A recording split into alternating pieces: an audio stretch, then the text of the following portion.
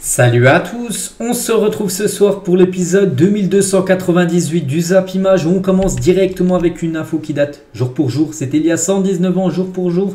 L'équipe de France et la Belgique s'affrontaient sur un terrain de football pour la première fois de l'histoire. Score final 3 partout, en gros c'était le premier match de l'histoire de l'équipe de France et aussi de la Belgique. Confrontation entre les voisins français et les voisins belges, bien sûr, 3-3, c'était il y a 119 ans, jour pour jour. Toujours avec les jours pour jour, les gars, cette fois-ci, beaucoup plus récent. Il y a 4 ans, jour pour jour, Léo Messi nous régalait d'un coup franc magistral face à Liverpool. C'était une demi-finale allée de Ligue des Champions. Le Barça contre Liverpool, le Barça s'était imposé 3-0, donc ce sublime coup franc de Léo Messi. Regardez, il est quasiment à, 35 mètres des buts d'Alisson et le ballon était parti en pleine lucarne. Magnifique but du Barça de Léo Messi. Bon, ça n'avait pas suffi parce qu'au match retour, on sait ce qui s'était passé.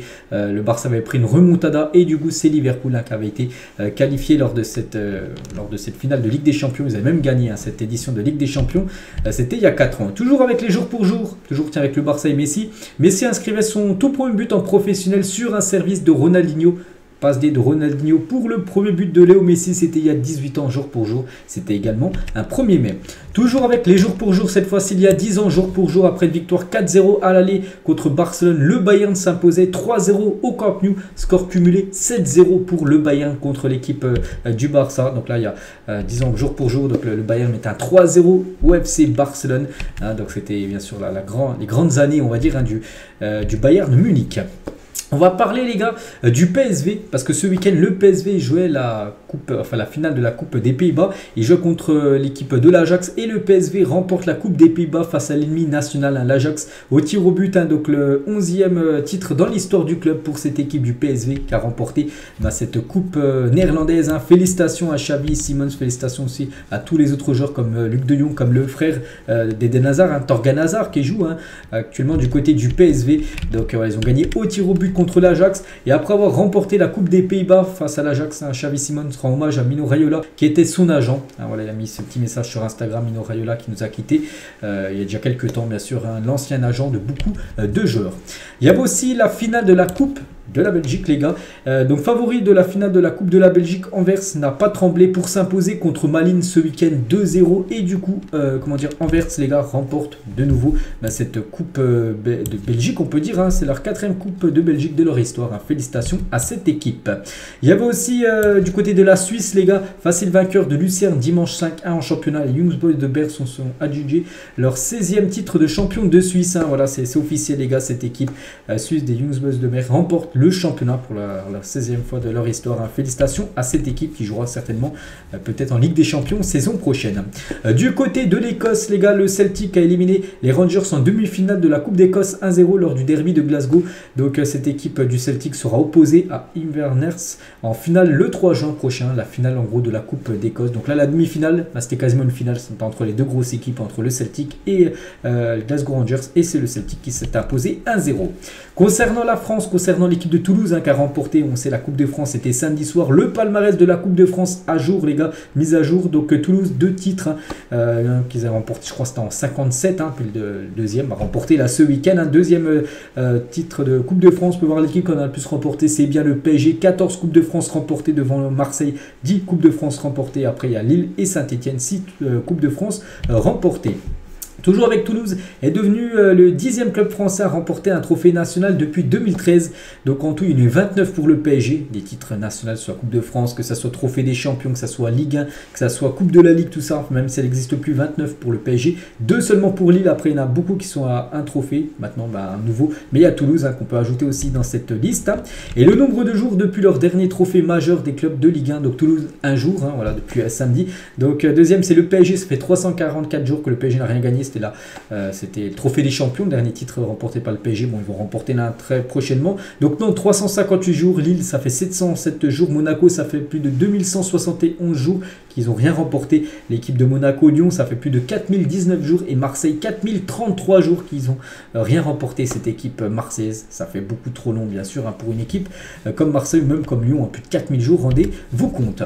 On prend la direction de l'Angleterre. J'en ai parlé à midi, on va revenir, parce que là, c'est aussi des autres infos que j'ai pas pu dire à midi. dit les gars, je veux le dire, donc Richarlison, après avoir marqué son premier but en première ligue, regardez, il a fait quand même le chute après le 3 partout, il perdait 3-0, ils sont venus à 3-3, c'est lui qui a marqué le but du 3-3 pour Tottenham, il a fait un chute devant les supporters de Liverpool, puis le karma juste après, parce qu'il y a eu le 4e but inscrit par Liverpool de Diogo Jota, et c'est vrai que Tottenham c'est incroyable, ils ont pris 3 buts hier après 15 minutes de jeu, la dernière fois ils en avaient pris 3 au bout de 9 minutes de jeu contre Newcastle, ils démarrent leur début de match, c'est à chaque fois des catastrophes pour cette équipe de Tottenham, ils prennent à chaque fois 3 buts, donc au bout de 10 minutes de jeu à chaque fois, c'est très compliqué après pour gagner la rencontre. Et toujours avec Tottenham, de Minson, avec le nouveau coach de cette équipe, je ne sais plus trop comment il s'appelle, le coach de Tottenham. Avant ils étaient joueurs et maintenant l'un est coach et maintenant l'autre est entraîneur, mais avant ils étaient les deux coéquipiers du côté des Spurs. Toujours sur ce Tottenham Liverpool les gars, donc Alexander-Arnold a été encore de nouveau passeur D. Regardez sur ces 5 derniers matchs les gars, à chaque fois une passe décisive minimum, même contre Leeds les gars, il a même fait 2 passes D dans le match, le joueur qui donne à chaque fois des cadeaux on peut dire pour ses coéquipiers, le défenseur droit Alexander-Arnold. Mohamed Salah qui a été bien sûr décisif, un buteur sur penalty, lui qui avait loupé je crois ses 2 derniers penalty, il a été buteur ce week-end contre Tottenham. Donc n'oubliez pas ses stats cette saison, c'est 46 matchs pour 28 buts et 11 passes décisives, toute compétition confondue, encore une saison XXL bien sûr de la part de l'attaquant égyptien. Luis Diaz les gars, donc lui aussi ça fait plaisir parce qu'il a été buteur contre Tottenham, il a marqué son premier but depuis le 7 septembre dernier, on est quand même début 1er mai, donc ça fait quasiment 8 mois qu'il n'avait pas marqué. Bref, lui qui a été blessé plusieurs mois et qui n'avait plus été titularisé depuis le 9 octobre. Donc hier, il a joué, il a commencé titulaire et il a été buteur, le joueur colombien. On va parler un peu du PSG. Vous savez que le PSG actuellement, c'est un flop total, on peut dire. Donc Christophe Galtier l'a dit après la défaite hier, il faut une prise de conscience collective et individuelle. Trop de joueurs sont en dedans. Ce match, on a lâché sur un plan mental. On doit discuter de cette problématique tout simplement, de qu'est-ce qui ne va pas actuellement du côté de Paris.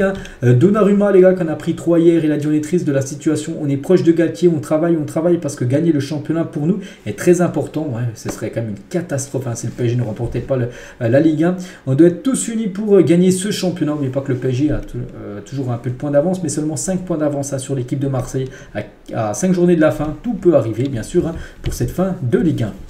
Et regardez le top 4 de la Ligue 1 sur les dernières saisons à la 33e journée. Donc là, le PSG, on peut voir par exemple la saison dernière, le PSG avait beaucoup de points d'avance les gars. Regardez la saison dernière, le PSG avait, je pense, ça fait 15 points d'avance sur l'équipe de Marseille à 33 journées, que là, ils en ont seulement 5 sur l'équipe de Marseille. C'est le classement tout en haut. L'année d'avant, les gars, le PSG était 2e, mais c'était même pas premier. C'était Lille qui était devant l'équipe du PSG. Lille avait même remporté le championnat.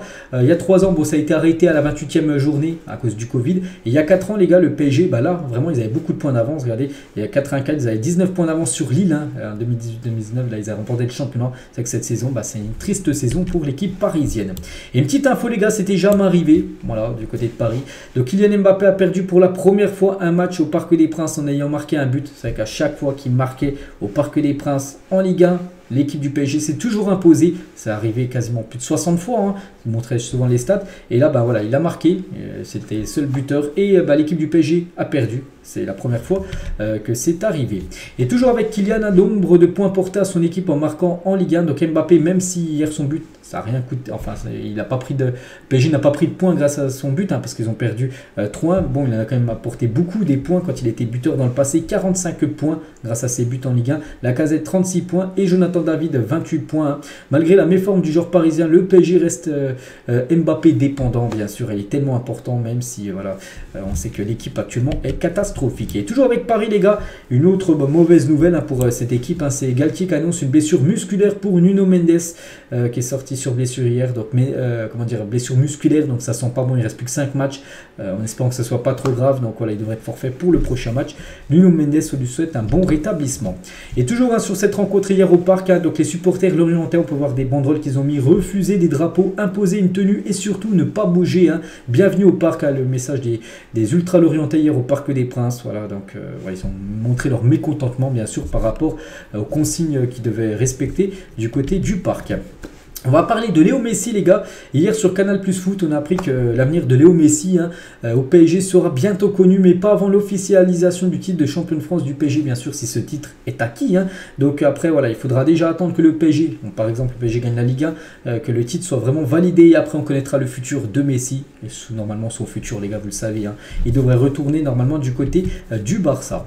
On va parler de l'Inter Milan suite à des problèmes de paiement de son sponsor Digital Bits. L'Inter Milan a retiré le sponsor ce dimanche contre l'AS Roma, voilà le maillot qu'ils ont porté à cette équipe de l'Inter parce que le sponsor Digital Bits, ils ont du mal à payer en gros, du coup ils ont enlevé le sponsor. C'était la même chose pour l'AS Roma, les gars. L'AS Roma, en plus je crois que j'en ai parlé hier, ils ont enlevé Digital Bits, ils ont mis SPQR tout simplement, donc voilà, parce que Digital Bits ne peut plus payer actuellement, ils ont des problèmes de financement. On va parler du regretté Marc-Vivien Foé qui aurait eu 48 ans aujourd'hui en ce 1er mai.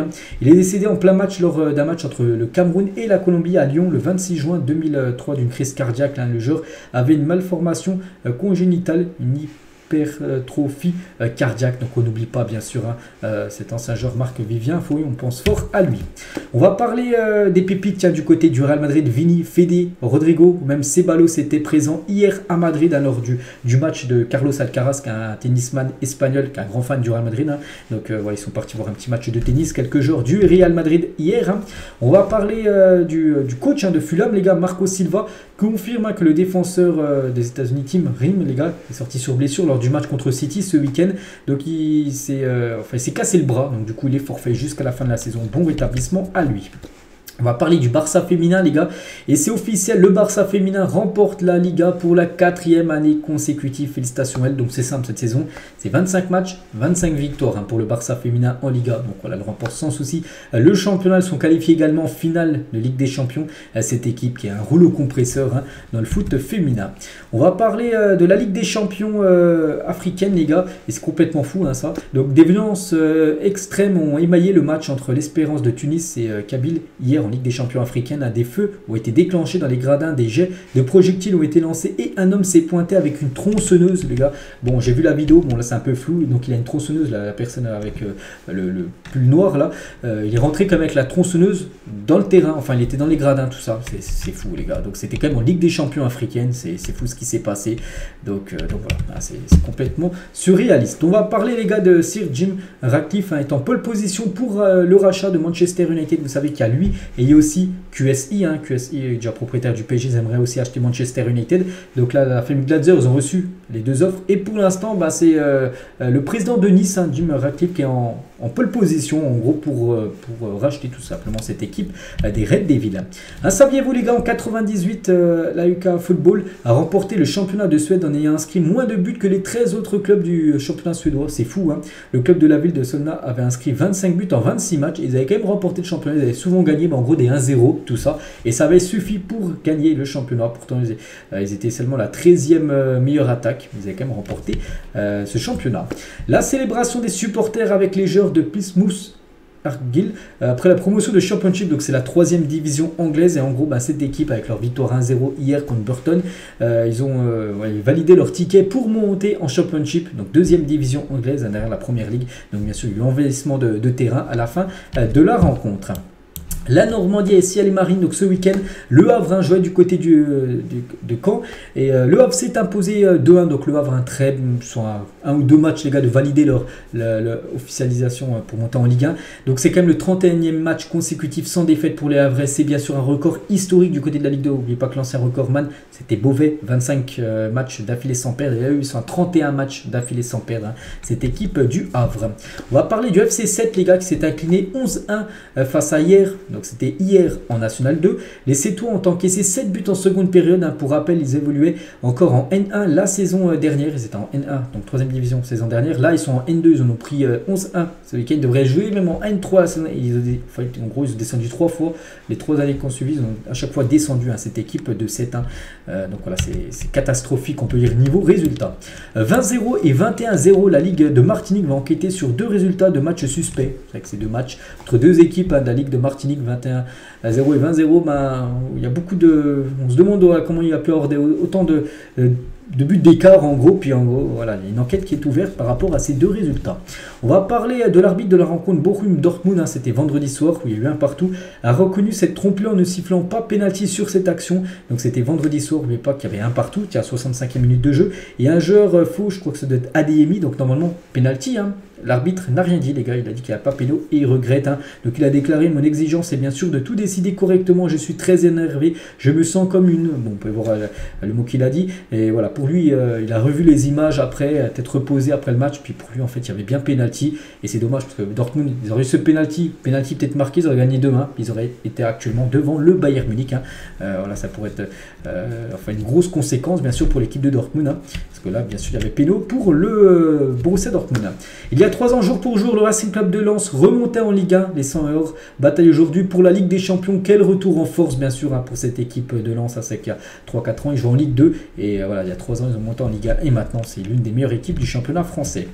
Et leur prochain match à domicile, parce que là on joue contre Toulouse, ça sera demain, mais samedi, ils jouent contre l'OM, les gars, et en plus c'est une finale hein, quasiment pour valider on va dire, le ticket de la Ligue des Champions. Bref, et concernant l'OM, les gars, qui a joué contre Auxerre hier, une victoire 2-1, l'OM n'a réalisé qu'un seul clean sheet lors de ses 14 derniers matchs au Stade Vélodrome, hein, c'est quand même très très peu. Le dernier remonte au 6 novembre 2022 quand ils ont fait un match et sans prendre de but, donc voilà, c'est quand même très peu, ils prennent trop de buts à domicile, cette équipe marseillaise.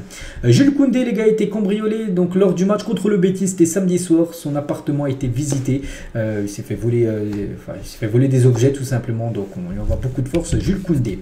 Baby Garnacho arrive, hein, le jeune Argentin de 18 ans attend son premier enfant, il l'a annoncé sur ses réseaux sociaux avec sa copine, les gars, qu'il attend son premier enfant, le joueur Garnacho, hein, qui a prolongé il y a quelques jours avec l'équipe de Manchester United. On va parler de Romain Basque, les gars, milieu de terrain de Châteauroux, a joué pendant 30 minutes dans les buts vendredi soir après la blessure du gardien titulaire. Hein. Châteauroux n'avait pas de gardien sur le banc et était à ce moment-là mené 4-0 tout en étant réduit à 9. Donc déjà, ils avaient 2 rouges, ils jouaient qu'à 9 et ils n'avaient plus de gardien sur le banc. Donc du coup, c'est un joueur de champ qui a dû prendre le poste de gardien de but. Hein. Donc ils ont déjà perdu 5-1 à la fin du match. Hein. Et pour l'anecdote, c'était aussi Romain Basque hein, qui a inscrit l'unique but de Châteauroux. Ils ont perdu 5-1, mais ils ont marqué un but. Donc il a fini au cage, mais c'est lui qui avait marqué le but hein, pour son équipe de Châteauroux, c'est fou.